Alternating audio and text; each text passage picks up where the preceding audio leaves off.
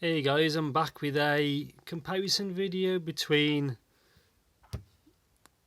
this bad boy, which is a lot of people seem to like, which is the Trn Ba5, because like KZ and CCA, I thought I'd throw this one in. It's a bit quiet from them, so in this comparison, if I don't say what they are, I'm going from left to right. You got Trn Ba5, Trn V90, the Hisenior B5, and these two over here, the KZ AS10s. I thought throwing them in because it's 5BA, 5BA, 5BA and 4 BAs and a dynamic. This uses the most expensive internals. These are the most expensive here. These three, 1, 2 and 3, are all similar prices, but let's get into it. So yeah, Trn Ba5. I've reviewed this recently. If you can have a look, here we go. Yeah, uses the new category C, paragraph C connector. So this uses the same connector as all the newer generation of KZs and CCAs. Same connector, left, right, the normal stuff. So let's get to comfort. Really good, kind of ergonomic shape, slightly bigger than these. So here's about the TRNs. This one has you probably won't be able to see it on camera, but the body is actually slightly smaller. You can see it's a bit thinner. This, in my opinion, edges out slightly to this, but the comfort for both of them is fine. You know, the build quality, which I'll get to in a bit, is really good for both. Really good for that. Same as the V90, they've done a great job with the build quality. But this is kind of a weird colour. In some lights it looks like a navy blue, but in other lights it looks kind of like a purple. Put those down. This is obviously the more expensive. This has got 5 Knowles BAs, but I said that in the previous review. The only one that's actually MM6. And the only issue I'd say with this compared to the others is it's a shorter, the nozzle length's a little bit shorter. But I don't really have any problems with the comfort. So these things in the flesh look really good. And in the future I'm going to order the AS6 from Hisenior, which is 6 balanced armatures aside. And they're meant to have more low end. So eventually when I order it and when it comes, that should be a good listen. Now these came out last year. It's from here been at least 18 months probably by now. I like these things, but I rarely use them. It's because of the shape. See the shape of this? That's not ergonomic. All these three beat this for shape.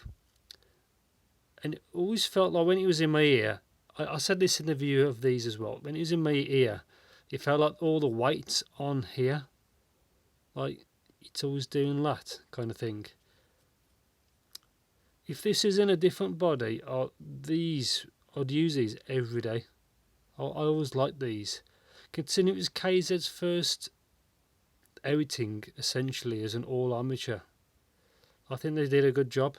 These are way better than the ZS10s, the originals, which came out I think just before these. But yeah, let's get to bring these in a bit closer. Getting to the low end, surprisingly good. The base to me these two felt the same for low end, considering, because these are both all armatures and these both use Bell Sing armatures, so it's from the same company. The low end I thought was pretty similar for both of these. The one that probably lacks the most, I'd probably say, is these, because it's more of a mid tuning, which I'll get to in a bit. There's a bit of warmth to them, but if you want real bass, these these don't do it. The best for bass, I'd say, is the V90s. Because it's got the dynamic, and it can actually move. You can move the air. So if you want real low end, this is the option, I think, out of this section. And then I found that these two was kind of similar for bass.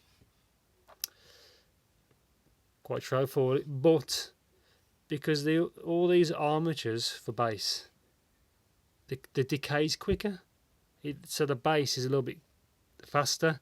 The bass with these is a little bit slower. If you understand what I mean, if you listen to like fast, like electronic music, this has got the most bass, but it's the slowest.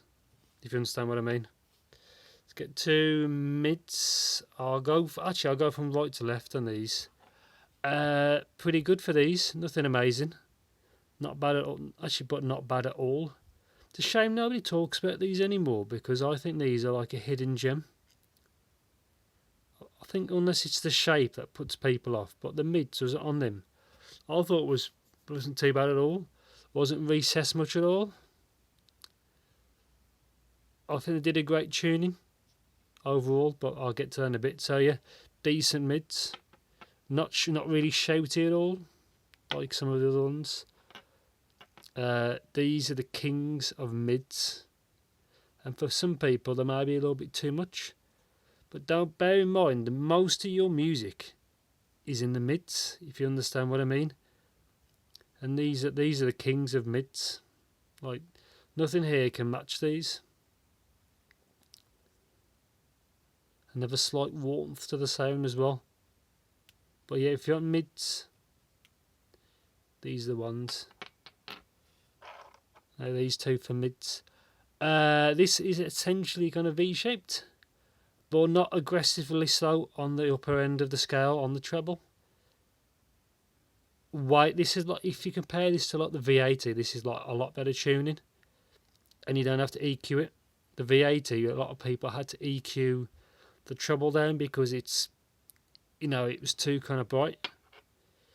Now the mids on these, a few people have said these are kind of like more mid forward, but I don't see that. There's a graph of this which I should have printed off. Is that from like 300 hertz? Oops, dropped it. From like 300 hertz, and then it just drops really a lot, and then it peaks back up at like 2000 hertz, 2400 hertz. So it gives the impression of like, if in a track that's got a lot of vocals and a lot of instruments, they really do stand out with these. But the dip's too big, and people say these are mid forward, but that's mid forward. That isn't, from my opinion. It's only mid forward at the top of the mids.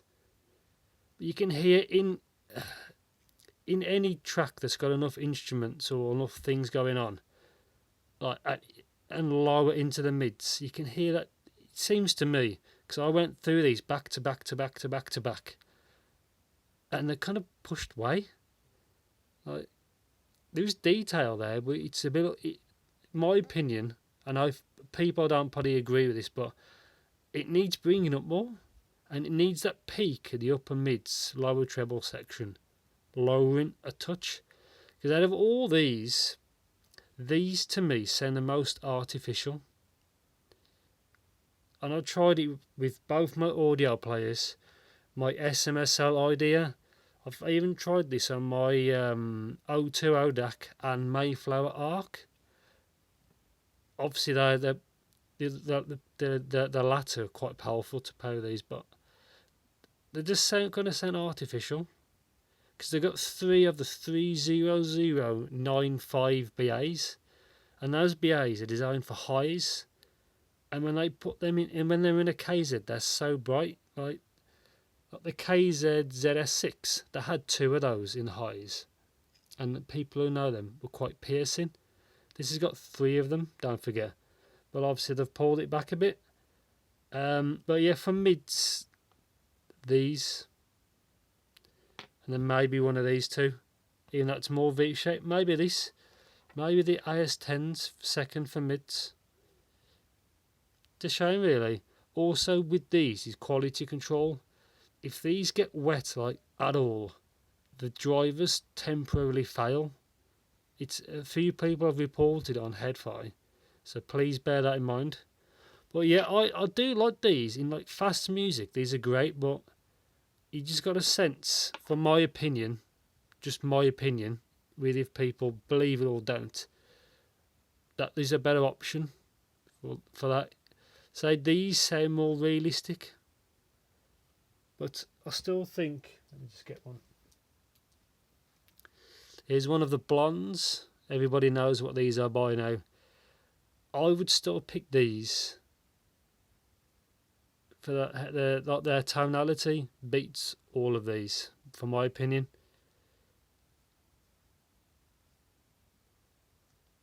These are still my favourite. Those and the SKC CNT ones.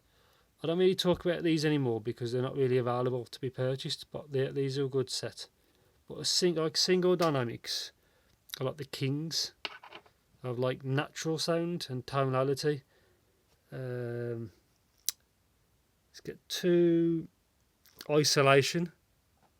I'd say these are good for isolation because they're a completely sealed unit, and then I'd say these maybe these are first, and then I'd say the other three are kind of equal second place because they're all these are ventilated. Can you see the hole? Yeah, hole there. And obviously the holes there, so when you put these in ears, there's no vacuum effect. Sometimes with these you can get that vacuum effect because as soon as you put them in the ear, the air can't get out. And even though these aren't a sealed unit because that's a vent. Where is it? There you got vents here, and there's a vent there for the dynamic. Sensitivity. Probably these two are the easiest to power. Like regardless, you can easily blow your eardrums out with these. Then followed right by these, and then I'd say these are third place for like sensitivity. And these, considering they're an all armature, I'd say these are the fourth. These are the least inefficient. From my testing. Soundstage, I'd say these win for soundstage. These are probably the worst, and these pair are in the middle. If it focuses, yep. Yeah, these didn't sound very wide to me, and these are the widest. Get to imaging. From what I think, the imaging is pretty good on all four.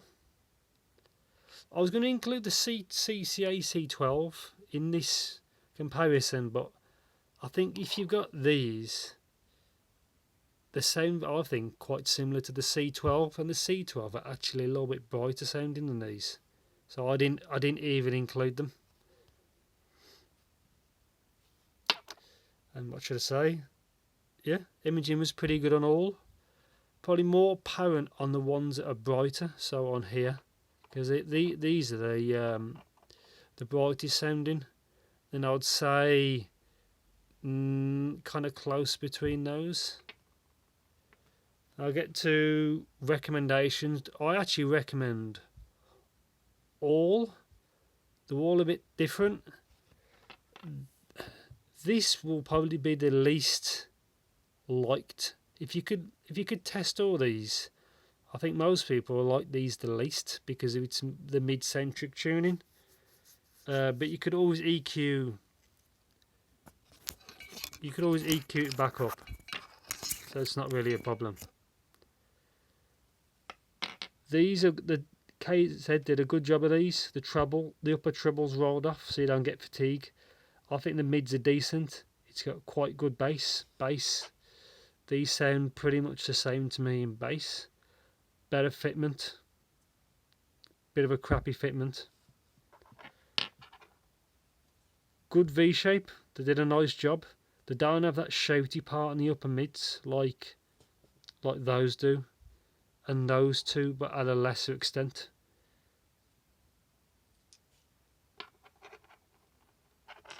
So yeah, for mids, them for overall use, if you're not a bass head, probably those, or maybe these. But I do kind of agree that these do sound, they don't sound natural, and probably them sound more natural. So I think that's it really. I wreck them all. Just I recommend these, but nobody really talks about them anymore. These are easily the most expensive. When I last checked, these was around £32. Those are around 27. The Hiseniors are at least £65, and these is low 30s, I think. So from like last checking, these pair are nearly the same price. Well, yeah, just say like my opinion. Oops, too much stuff everywhere. Oh yeah, if you want to see what cables and all the boxes and everything that come with these, if you watch the reviews of each one, obviously I'll show you the contents of each. But yeah, I'm looking forward to the A6, which will have more low end, so that'll probably compete more. I think that's it, guys. I'm out. I don't know if you like this video or not. I thought I'll just try and do a comparison. But a lot of people like these. They're good, but they're not the best. I don't think they're the best thing out there. Trn, they're probably equal to those, and those are probably actually easier to listen to, unless it's just my pair. I don't know, but as far as I know, these are from an early batch of these. So unless the build or the tuning changed slightly, or quality control, that's my opinion of those. So yeah, I think that's it for me. Catch you later. See you in the next video.